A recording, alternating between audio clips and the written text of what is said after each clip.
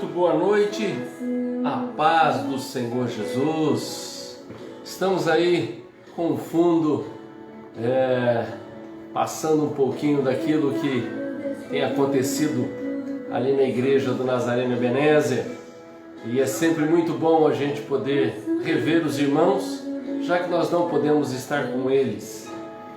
E tenho a certeza que em breve, se Deus assim o permitir, estaremos juntos. Aí algumas fotos de jantares, olha aí, esse dia especial das mulheres, encontro de casais, então tudo fazendo parte aí do ministério da nossa igreja, o evangelismo na praça, com crianças, os irmãos nos ajudando e alguns que já estão junto com o Senhor. Nós podemos matar a saudade um pouquinho desses irmãos, né? E já que nós não podemos estar, podemos vê-los nas fotos. Talvez você esteja até se vendo aí, e Ministério de Evangelismo, ali na praça, no São Quirino, e também com as crianças. Tudo isso foi um momento ali na nossa igreja. E eu quero desejar a você uma boa noite. Eu sou o pastor Marco Antônio e nós vamos juntinhos até às 11. Lembrando que este programa ele tem o título de Dormindo com Deus, que você possa dormir em paz, em nome do Senhor Jesus, repousar em paz, porque aquele que não dorme cuida de você e de mim de uma maneira muito especial.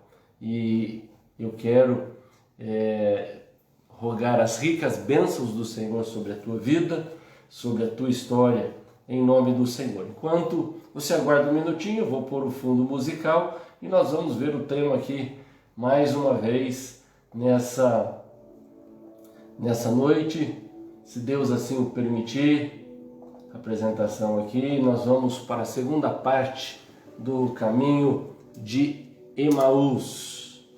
Se você esteve ontem, você pegou a primeira parte. Se você não teve, não tem problema. Olha, Lucas, capítulo de número 24, verso 13 até o verso de número 35, nós estaremos olhando um pouquinho mais a respeito desse momento em que Jesus ressuscitou, está vivo e se apresentou aos discípulos, as pessoas que viram e não só o viram, como esteve junto com a pessoa do Senhor Jesus. Lucas capítulo 24, verso de número 13, diz assim a palavra de Deus, se você tiver ela nas suas mãos. Pastor, nós já lemos ontem. Olha, ler a Bíblia nunca é demais, pode ser de menos.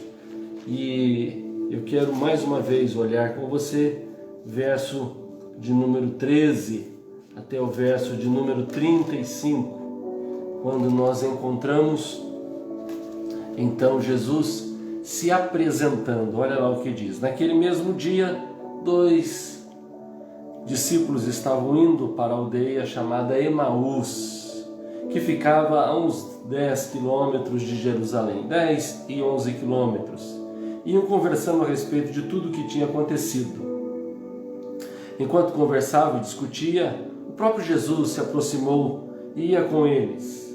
Porém, os olhos deles estavam como que impedidos de reconhecer. Então ele lhes perguntou: o que é que vocês estão discutindo pelo caminho? E eles pararam, entristecidos. Um, porém, chamando Cleopas, respondeu: será que você é o único que esteve em Jerusalém e não sabe o que aconteceu lá nesses últimos dias? E lhes perguntou: do que se trata? E eles explicaram aquilo que aconteceu com Jesus, o Nazareno, que era profeta, poderoso em obras e palavras diante de Deus e de todo o povo. E como os principais sacerdotes e as nossas autoridades entregaram para ser condenado à morte e o crucificaram. Nós esperávamos que fosse ele quem havia de redimir a Israel, mas depois de tudo isso, já estamos no terceiro dia desde que essas coisas aconteceram. É verdade também que algumas mulheres do nosso grupo nos surpreenderam, indo de madrugada ao túmulo e não achando o corpo de Jesus, voltaram dizendo que tinham tido uma visão de anjos, os quais afirmam que ele vive. De fato, alguns dos nossos foram ao túmulo e verificaram a exatidão do que as palavras disseram, mas não o viram. E então ele lhes disse: como vocês são insensatos e demoram para crer em tudo que os profetas disseram? Não é verdade que o Cristo tinha de sofrer e entrar na sua glória? E começando por Moisés e todos os profetas, explicou-lhes o que constava a respeito dele em todas as Escrituras. Quando se aproximaram da aldeia para onde iam, ele fez menção de passar adiante, mas eles o convenceram a ficar, dizendo: fique conosco, porque é tarde. O dia já está chegando ao fim. E entrou para ficar com eles, e aconteceu que, quando estavam à mesa, ele pegou o pão e o abençoou, e depois partiu o pão e deu a eles. E então os olhos deles se abriram, e eles reconheceram Jesus, mas ele desapareceu da presença deles. E disseram um ao outro: não é verdade que o coração nos ardia no peito quando ele nos falava pelo caminho, quando nos explicava as Escrituras? E na verdade, na mesma hora, levantando-se, voltaram para Jerusalém, onde acharam reunidos os 11 e os outros com eles, os quais diziam: de fato, o Senhor ressuscitou e já apareceu a Simão. E então os dois contaram o que lhes tinha acontecido no caminho e como tinham reconhecido o Senhor no partir do pão. Esse é um momento especial para nós que estamos vivendo nesse instante. Justamente os dias depois que comemoramos a morte e a ressurreição da pessoa do Senhor Jesus. E quando olhamos para o texto, aqui no caminho de Emaús, nós descobrimos que esses discípulos, eles poderiam representar 3 significados para mim e para você. Primeiro, fora da vontade. O que é estar fora da vontade de Deus? Tudo estava acontecendo em Jerusalém e eles agora estão a caminho de Emaús. Estavam fora. Tanto é que quando descobrem, os olhos são abertos, eles voltam para Jerusalém. Voltam para o centro da vontade de Deus. Também, quando olhamos para eles, parece que eles estão representando a falta de esperança da humanidade. Decepcionado, porque a questão política tinha sido um problema que não havia sido resolvido.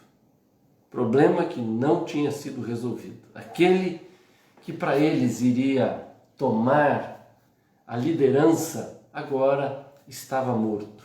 Portanto, o significado de caminho de Emaús pode ser a falta de esperança. Ou pode ser, em terceiro lugar, o lugar de recomeço. Embora equivocados, errados, fora da vontade de Deus, fora ou longe de ter esperança, agora eles podiam ter um recomeço. E nessa noite nós vamos aprender mais algumas lições a respeito do caminho de Emaús. Emaús, que significa riacho quente. Riacho quente. Isso significa Emaús. Mas hoje eu quero deixar 3 verdades a mais daquilo que nós vimos ontem, para que fique fixo bem no seu coração a respeito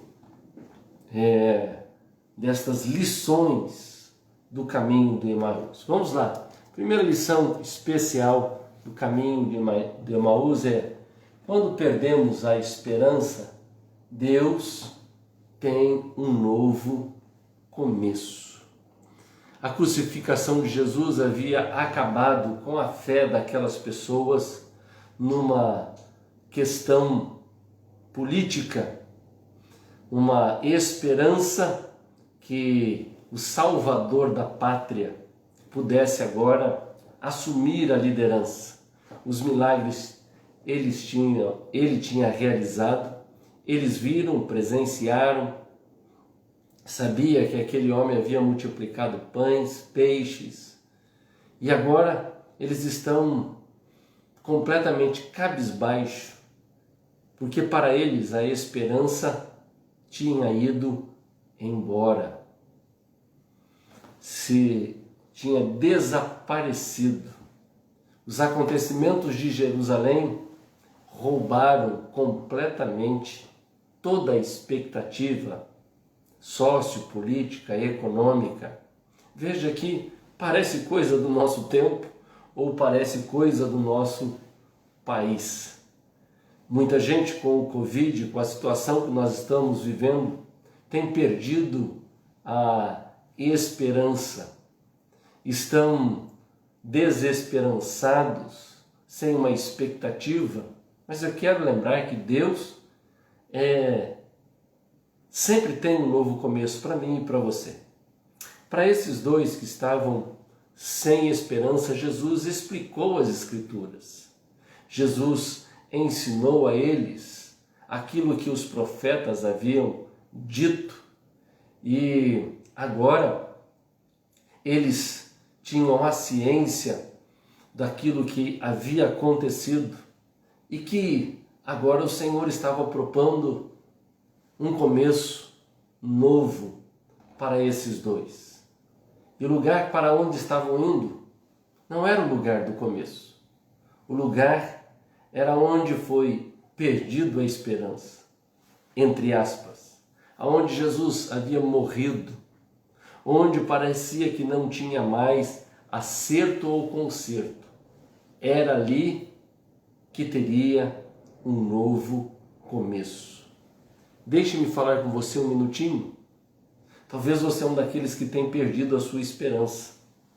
E eu quero, através da mensagem de hoje, lembrar a você que Deus tem um novo começo. Para mim e para você. Sempre.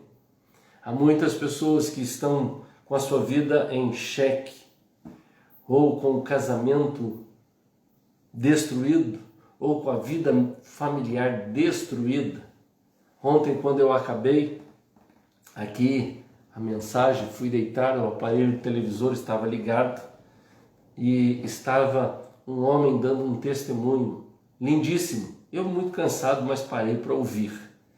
E aquele homem falava de como ele estava vivendo uma vida de andarilho de rua, bêbado, bebendo muito, sem expectativa nenhuma. E então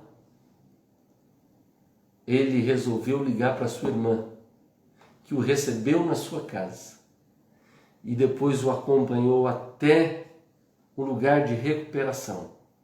E ele disse: quando eu vi aquele versículo, conhecereis a verdade e a verdade vos libertará, a partir daquele momento eu entendi que o Senhor estava me dando um novo começo. E é assim mesmo que Deus faz.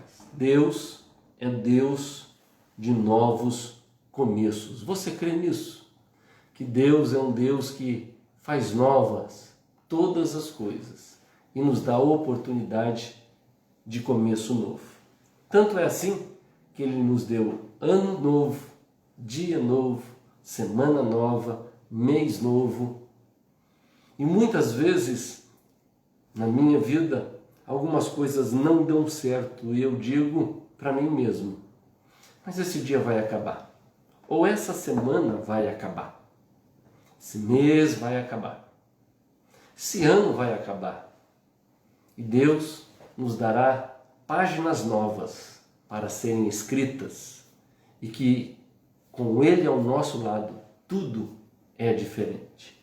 Segunda lição especial do texto é que Jesus se apresenta nos momentos mais difíceis da nossa vida e não percebemos. Opa! Tá tocando aqui, deixa eu dar uma parada aqui. Muito bem.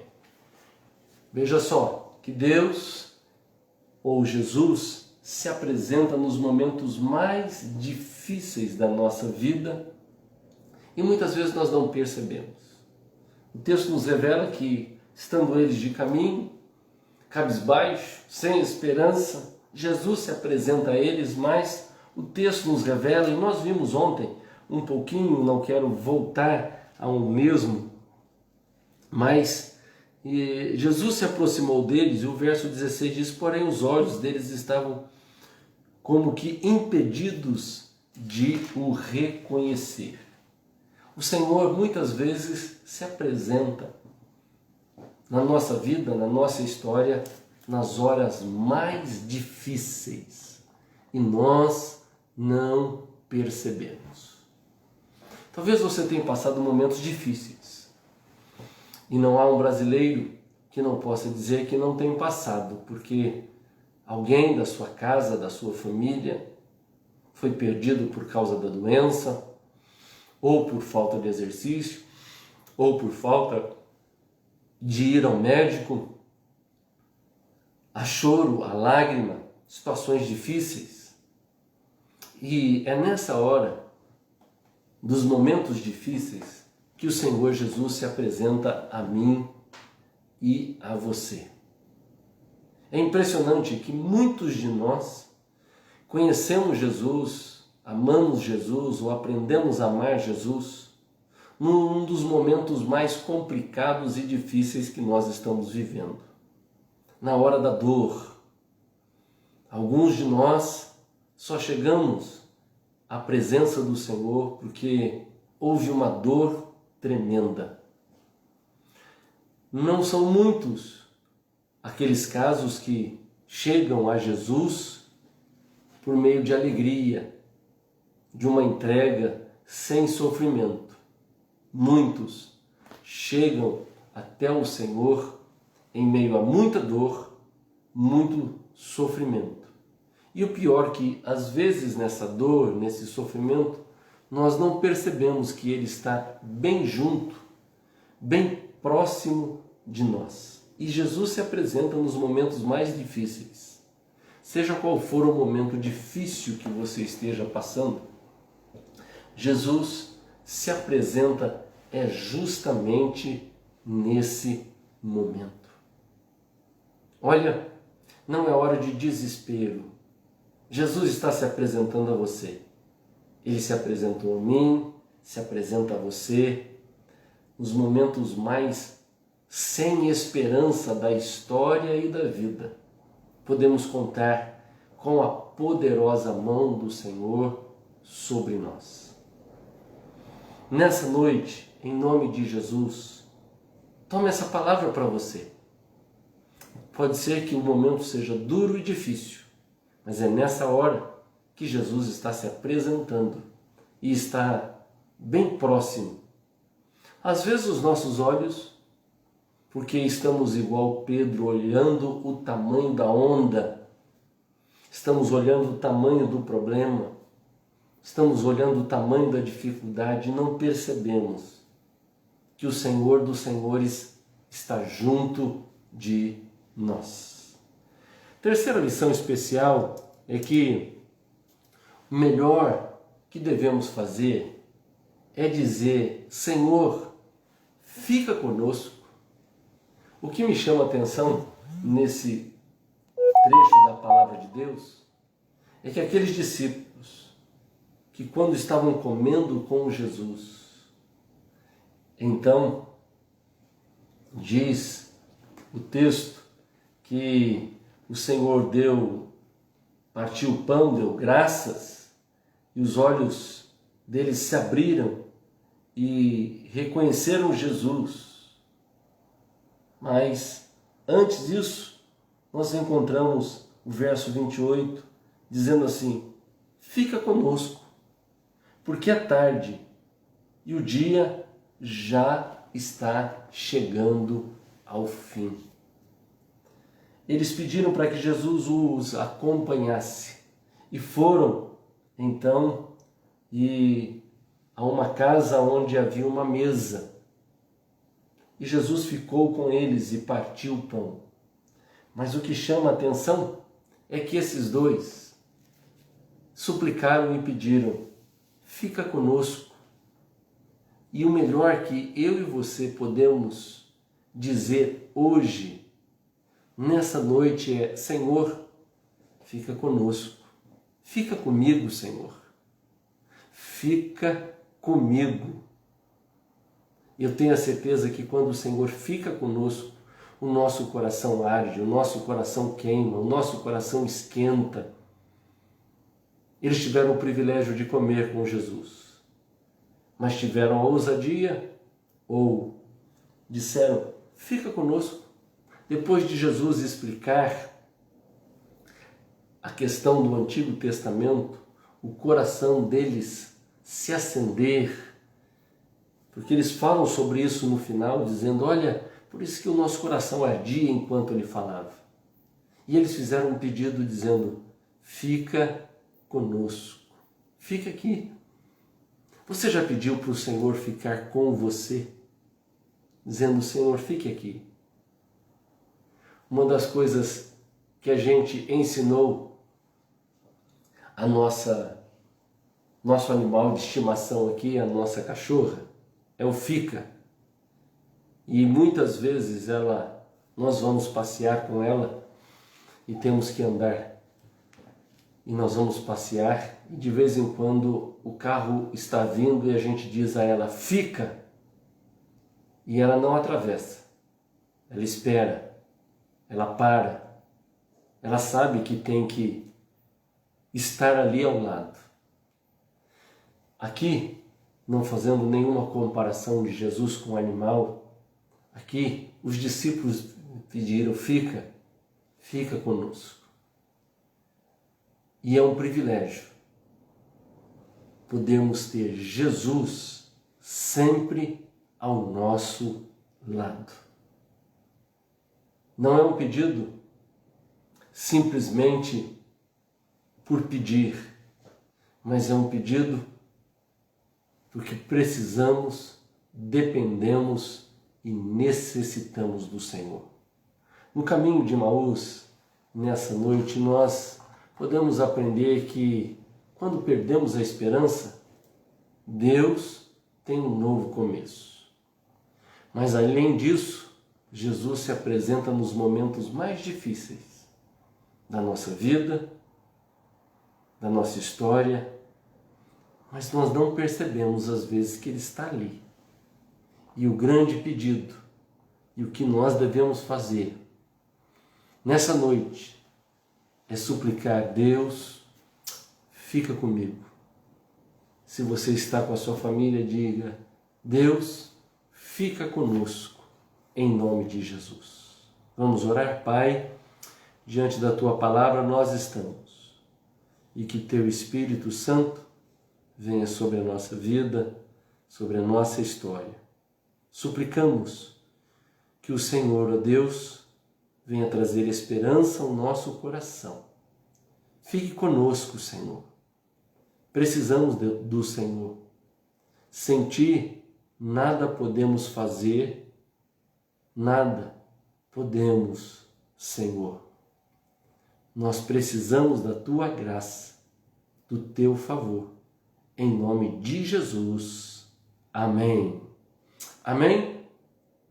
Graças a Deus. Eu quero só dar uma olhadinha aqui naqueles que estão nos acompanhando nessa noite, dar um alô e ver os pedidos de oração. E nós vamos então orar e falar com Deus depois de fazer a leitura aí da nossa historinha ou da nossa poesia. E eu quero dar um alô aqui a Terezinha, a Dona Cacilda, também a Raquel, a Dona Luzia, a Dona Lurdinha. Esperei a senhora na igreja hoje, Dona Lurdinha. Não foi possível estar. Dona Cacilda, a Maria Luísa, também a minha outra tia, Maria Aparecida. Juliana, um abraço. Minha mãezinha, Deus te abençoe em nome de Jesus. Também a Rita já está na hora de voltar, hein? Passou da hora, viu?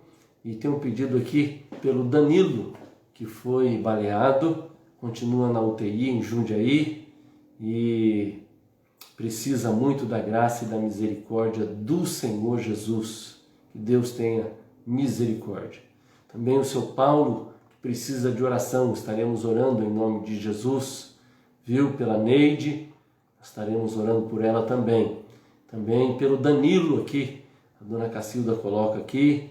Minha tia pede pela minha prima, a Dayana, cólica renal. Tia, não tá fácil não. Olha, eu já tive por 3 vezes esse negócio aí, não é brincadeira. Eu, como diz, eu já tive 3 filhos e eu tenho mais uma em cada rim aguardando. Espero que elas saiam em nome de Jesus. Vamos orar para que possa sair em nome do Senhor Jesus. Também oração pelo Gerson aqui e nós vamos orar em nome do Senhor Jesus. Quem sabe amanhã a gente se vê, irmã Lourdes. Muito bem, vamos orar. Pastor Amarildo foi extubado, graças a Deus. E hoje, é isso mesmo, né? Extubado, foi tirado o tubo. Ele passa melhor, mas ainda está lembrando a irmã Terezinha, orando por ela em nome de Jesus. Ouvi um pouco hoje do Procurador da República. Olha, gente, não estou aqui defendendo nada de política, por favor. Estava ouvindo o discurso de 15 minutos que foi dado a ele, os ministros da Justiça deu a ele, e ele fez um belo discurso, e esperamos que todas essas coisas relacionadas à igreja se ajuste em nome do Senhor Jesus. Que o Senhor dê sabedoria a ele, que um homem de Deus ali possa fazer a diferença. Não sei se a votação já aconteceu, mas é bom ouvir que ainda existem homens e mulheres de Deus que honram ao Senhor e dão palavras que precisam num momento como esse. Então, vamos orar pela situação, pela abertura das igrejas, foi a palavra dele, e que o Senhor possa dar direção à nação brasileira, em nome do Senhor Jesus. Amém? Tenho certeza que o Senhor vai colocar as mãos. E vamos orar pela nação brasileira. Vamos orar? Pai, diante do Senhor, ó Deus, nós estamos e suplicamos a Tua graça, a Tua misericórdia e o Teu favor, em nome de Jesus. Pai de amor, quero pedir, ó Deus, pelo Danilo, que, ó Deus, está ali na UTI, que foi baleado. Também quero clamar pelo seu Paulo, que o Senhor tenha misericórdia dele. Deus, pela Neide, que o Espírito do Senhor possa estar sobre ela. Clamo também, ó Deus, agora pela, ó Deus, a minha prima, que o Senhor toque, tire aquela pedra em nome do Senhor Jesus. Senhor, coloca as tuas mãos, Senhor, sobre, ó Deus, o organismo, e que essa pedra possa ser expelida em nome do Senhor Jesus. Tem misericórdia da Dayana, Senhor, e coloca as tuas mãos sobre a vida dela. Pai, clamamos pela vida do pastor Amarildo, que o Senhor, ó Deus, possa estar sobre, ó Deus, a vida do pastor Amarildo. Estamos felizes por um dia como hoje, em que o tubo foi tirado, que ele possa voltar a respirar dentro da normalidade, em nome do Senhor Jesus. Ó Espírito Santo, que o Senhor possa estar colocando as mãos sobre a vida do Danilo, em nome do Senhor Jesus. Pai, Também eu clamo pelo o Gerson, Senhor, que o Espírito do Senhor esteja sobre ele, em nome de Jesus. Ó Senhor, eu clamo por cada um desses que estão sendo colocados na tua presença. Vem com a tua mão poderosa, faz o milagre, que o Espírito do Senhor dê sabedoria para aqueles representantes ali, ó Deus, diretamente no Ministério da Justiça, rogando e falando sobre a Igreja do Senhor Jesus. Que Deus tenha misericórdia do povo, da nação brasileira, que possamos, ó Deus, adorar ao Senhor na tua casa. Nós oramos, ó Deus, também para a saúde, ó Deus, do povo brasileiro, em nome de Jesus. Que o Espírito Santo possa estar sobre ele, em nome de Jesus, ó Pai, sobre a nação brasileira, sobre o Brasil, trazendo, ó Deus, paz, segurança, em nome do Senhor e para a glória do Senhor. Amém e graças a Deus. Amém? Eu estava esquecendo da historinha que eu reservei aqui para o dia de hoje. Como nós já oramos, eu vou ler aqui. O título é Eu Só Sei. Eu Só Sei. É muito interessante. Não é bem uma história, mas eu só sei. Veja só. Senhor, nesse dia que se finda, eu não sei o que me aguarda, nem imagino se terei um novo amanhã. Não tenho a menor ideia de que provas o Senhor me reservou para os meus dias. Se terei saúde, se terei paz. Penso se não me faltará uma companhia carinhosa. Temo não haver de novo a luz do sol, temo o desemprego, a falta de alimento, o vestuário.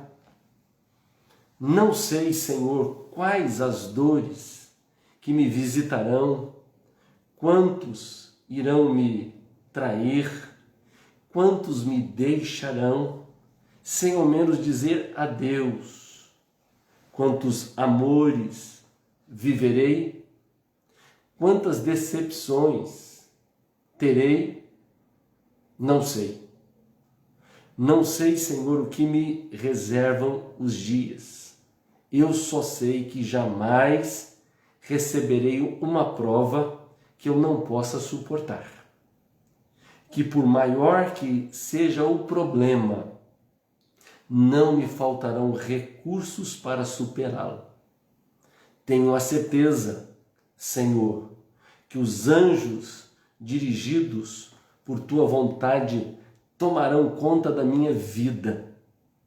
E se eu tiver paciência e humildade, poderei escutá-lo e entender o porquê das minhas dores, angústias e desilusões. Eu só tenho uma certeza, meu Deus, que me amas, que me sondas, que me diriges, que um dia, por mais distante que seja, eu o contemplarei e poderei dizer que fui feliz por entender que vivi todas as situações de maneira natural. Chorei sim, mas quantas vezes eu sorri?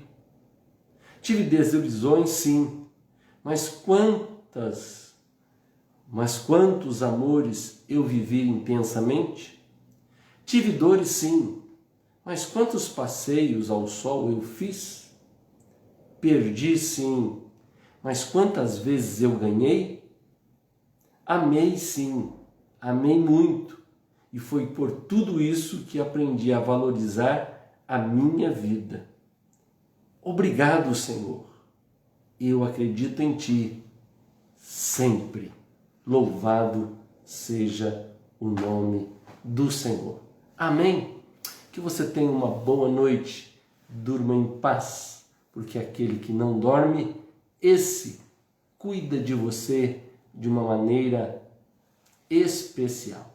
Que Deus te abençoe e fique na paz do Senhor Jesus.